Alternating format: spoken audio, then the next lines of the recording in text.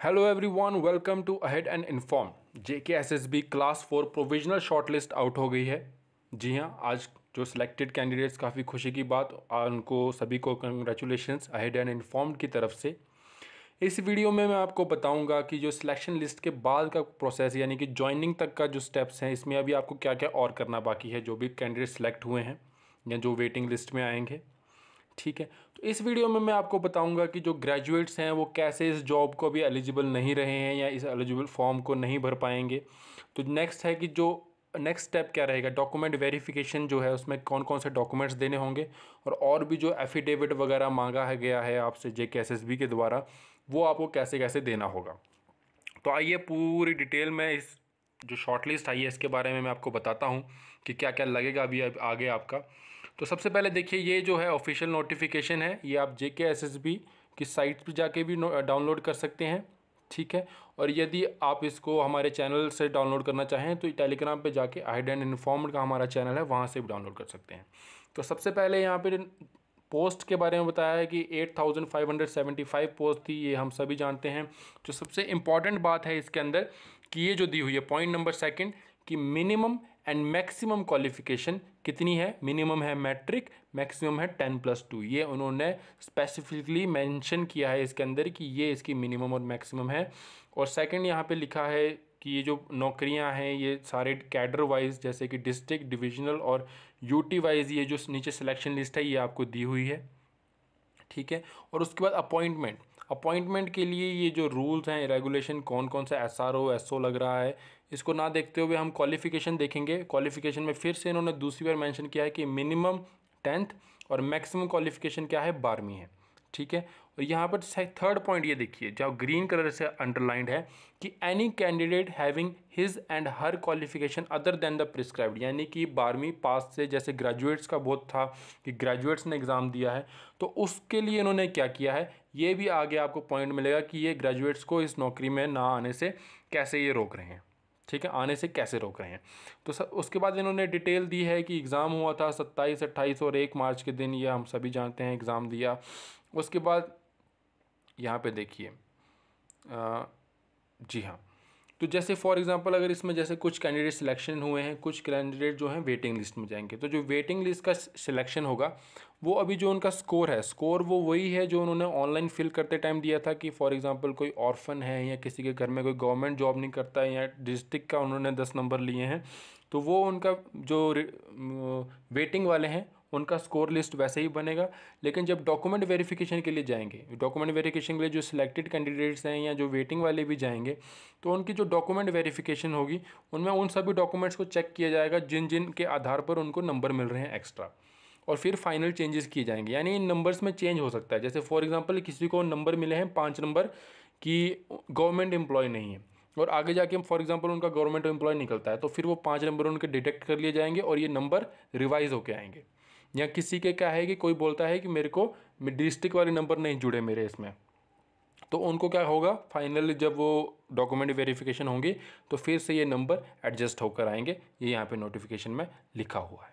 ठीक है, और जो ये डॉक्यूमेंट वेरिफिकेशन की डेट है इसके लिए अलग से नोटिफिकेशन निकालेंगे, और कौन कौन से डॉक्यूमेंट्स देने हैं, एप्लीकेशन फॉर्म, ठीक की कॉपी, DOB में आपका 10th की मार्कशीट, उसके बाद रिजर्वेशन कैटेगरी यानी कि आपके पास जैसे RB है, किसी के पास SC है, ST है, उसके बाद डोमिसाइल सर्टिफिकेट, 10+2 का मार्कशीट।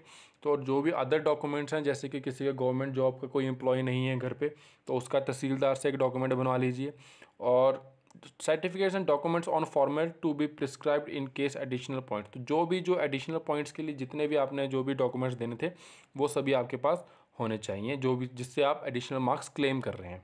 ठीक है, एंड देखिए ग्रीन कलर में बहुत इंपॉर्टेंट पॉइंट हाईलाइटेड है, the board shall deduct additional weightage points for his and her merit and make corresponding change in the final shortlist without any further notice. तो फिर जब आपके डॉक्यूमेंट्स चेक किए जाएंगे और उनके बेसिस के ऊपर आपके जो पॉइंट्स हैं वो उनको ऐड भी किया जा सकता है और डिडक्ट भी किया जा सकता है जब फाइनल मेरिट लिस्ट, जब फाइनल सिलेक्शन लिस्ट आएगी, इसके बाद जो लिस्ट आएगी। ठीक है, और जो देखिए ये जो है एफिडेविट जो लेना है ये बहुत इंपॉर्टेंट है। यहाँ पर क्या है, एफिडेविट आपको एक देना होगा कि आपने 12वीं पास करी है, आपने 12वीं पास की है और आप उस टाइम तक कोई भी हायर क्वालिफ़िकेशन आपके पास नहीं है, कोई भी आपके पोजीशन में हायर क्वालिफ़िकेशन नहीं है, ये लिखा है ए में। और बी में लिखा है कि यदि आपके पास कोई हायर क्वालिफ़िकेशन पाई जाती है तो ठीक है, तो जो बोर्ड है वो आपकी सर्विस को टर्मिनेट कर सकता है, ठीक है, और आप उसमें कुछ नहीं कर सकते और आपके ऊपर फर्दर एक्शन लिया जाएगा। ये लिखा है ए और बी में, तो बहुत इंपॉर्टेंट है। इसके कारण ग्रेजुएट्स इस जॉब के लिए एलिजिबल नहीं है, तो सिर्फ 12वीं पास वाले ही इस जॉब को ले सकते हैं, ठीक है। और इसमें सेल्फ अटेस्टेड क्या होगी कि सारे अपने डॉक्यूमेंट्स के जो भी मेंशन हैं उनकी फ़ोटोकॉपी और साइन करना, खुद साइन करने को बोलते हैं सेल्फ अटेस्ट, तो ये करना है।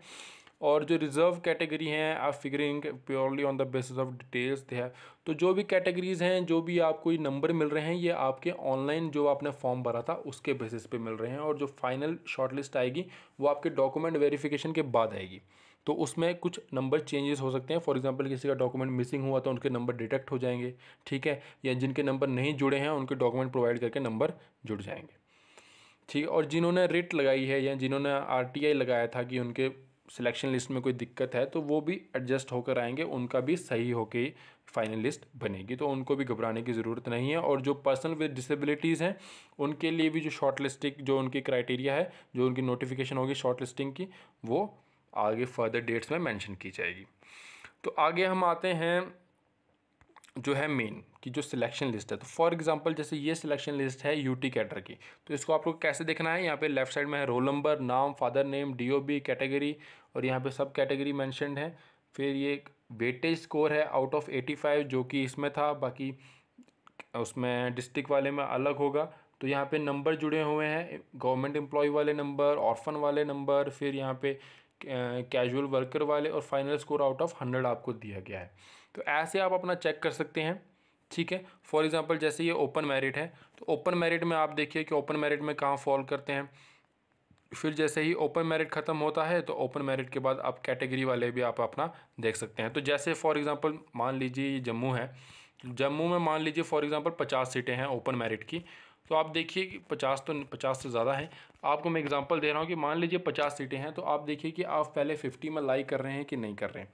तो ज़रूरी नहीं है कि अगर आप 50 में लाई कर रहे हैं तब तो आपकी लगनी ही लगनी है, 50 में लाई नहीं कर रहे हैं तब भी लग सकती है आपकी, क्योंकि काफ़ी ज़्यादा जो इसमें बच्चे हैं ये ओवरऑल बच्चे हैं। फॉर एग्जांपल पहले 10 हैं, तो इसमें से कुछ होंगे कि जो कश्मीर के होंगे, कुछ होंगे जो जम्मू के होंगे, या डिस्ट्रिक्ट होगा तो कुछ दूसरे डिस्ट्रिक्ट के होंगे, तो वो अपने अपने डिस्ट्रिक्ट में जाएंगे, तो जो बीच वाले जो बच्चे हैं वो छट जाएंगे और आप वैसे ही ऊपर आ जाएंगे।